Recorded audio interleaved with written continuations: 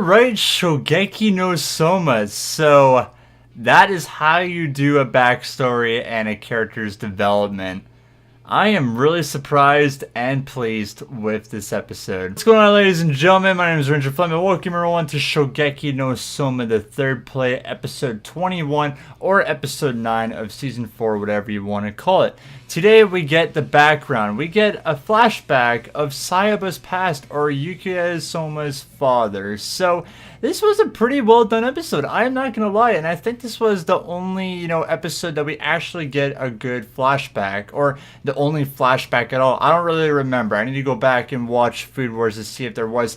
But either way, I guess with my review, I'm just gonna say that this was the very first time we actually get a flashback, and it was a really important episode because it just demonstrates of what Soma's father did in the past, of kind of the whole backstory of this, I guess, important issue, or the wrong choices that Soma's father made to kind of what Shokugeki no Soma is right now.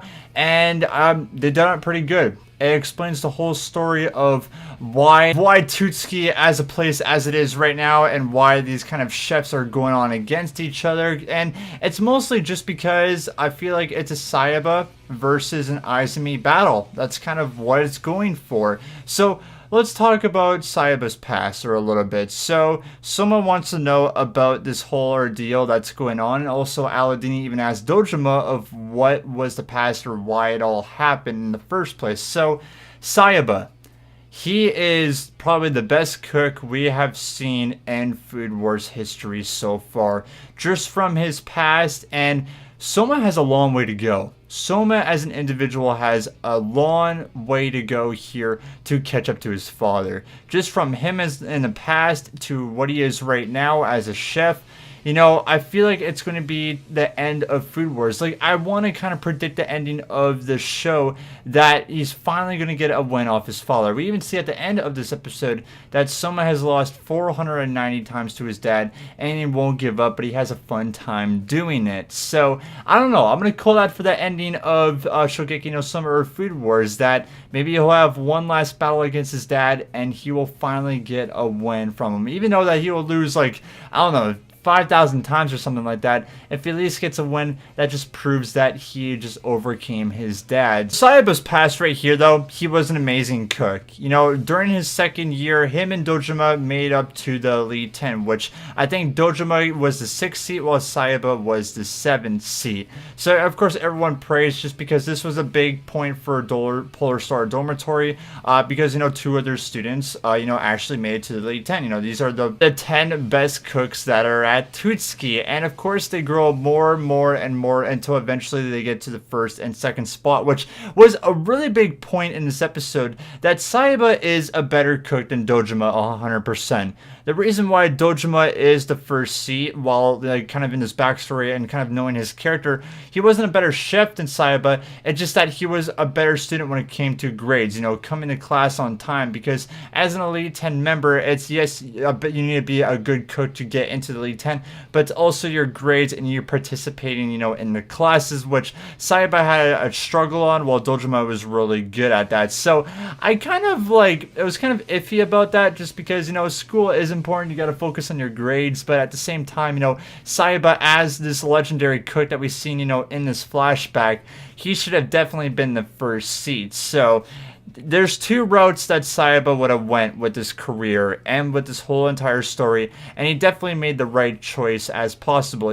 He wanted to be a good cook. He wanted to show everyone what he was made of, and it got to that point where he never had fun with cooking. At the very start, when he was going to the Elite 10 and with Dojima and with the Polar Star Dormitory and cooking these disgusting food that we've seen Soma do in the past with, Megumi and with everyone else, making disgusting food, but you're also very happy and having fun about it, because if you have fun while cooking, then that is a great opportunity, and, life is all good and said and done. But if you're going down this path that, you're not going to have fun with it, it's like for example, real life problems. If you want to go towards somewhere with your dream and be happy about it, then you're living a good life. But if you're kind of forced to it and you're not happy, then what's the point of even doing the thing anymore? So that's what Saiba is going towards, because there's this big opportunity, Blue, in this episode, where Blue is a really special thing for chefs, especially at Tutsuki, that if you show these people all around the world the food, the stuff that you can create, you can become a high tier class chef and be known from around the world of your cooking and what you're made of. This is a big important thing for, you know, Polar Star, or even, you know, Tutsuki as a general, because Polar Star was cramped with a whole bunch of people. Polar Star, this was at the point where they were so perfect and everyone was coming to be a part of the dorm just because Saiba and Dojima and all these rest of the Elite 10 were in it. You know, Polar Star was definitely the biggest thing that happened with Tutsuki and everything like that. So the trial that Saiba was going for was, it was at this point where he just wasn't having fun with cooking. You know, it was at the point where, why is he even here at Tutsuki anymore? And that even includes Izumi. This is Izumi's past and why he got so mad at Saiba and why he wants Tutsuki to be this kind of thing. Saiba took on 50 people in a Shokugeki.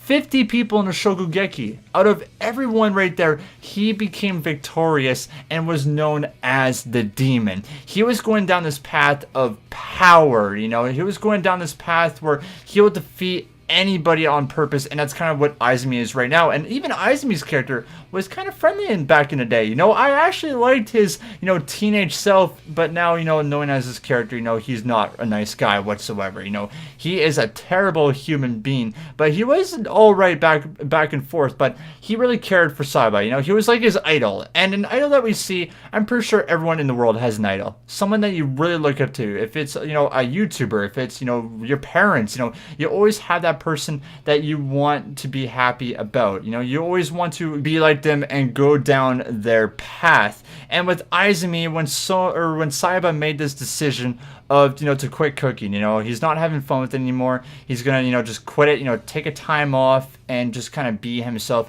That really triggered Izumi of what he is as a character right now, because he loved this path of power and, you know, this kind of judgment that, you know, Saiba was going towards. But now, since he kind of gave up all that and wanted to take time off and not be a chef, you know, Izumi had that revenge. This explains why he wants to change Tutsuki, is to kind of be like what Saiba was in the past, and that's his character right there. But, you know, Saiba went down a good path of, you know, fun with cooking. That's the main point of Food Wars that we've seen throughout this series, that if somebody has fun with cooking and you have fun with your friends while doing it, you will go past and beat everyone else, which we have seen in this series. So that was a really big part of today's episode, you know, and I really enjoyed and I'm glad about it as well. Just because they did a good job on it, you know, it really explains the story of what Food Wars is right now. You know, the past will always affect the future, and it will always change it for some sorts. So I love it how they did it. It explained why Saiba of what his character was. It explained, you know, Dojima as well, all the Polar Slime people. Even June was in this episode as well. You know, she was part of the Polar Slime. She was the 5th seat, I do believe, going into the Elite 10. So we see that as well, which is pretty awesome. And I definitely feel like in this episode here today, guys, I feel like it deserves an 8.5 out of 10. It's a highly recommended show, and it just explains, you know, just everything of what Shokugeki no Soma is going on right now, you know, as a series. But if you guys enjoyed my review here today, make sure to leave a like, comment down below what you thought of today's episode, and subscribe to the channel. That'd be greatly appreciated. But either way, we'll see you guys next week for another Shokugeki no Soma review. Much love, and as always, have yourselves a wonderful day.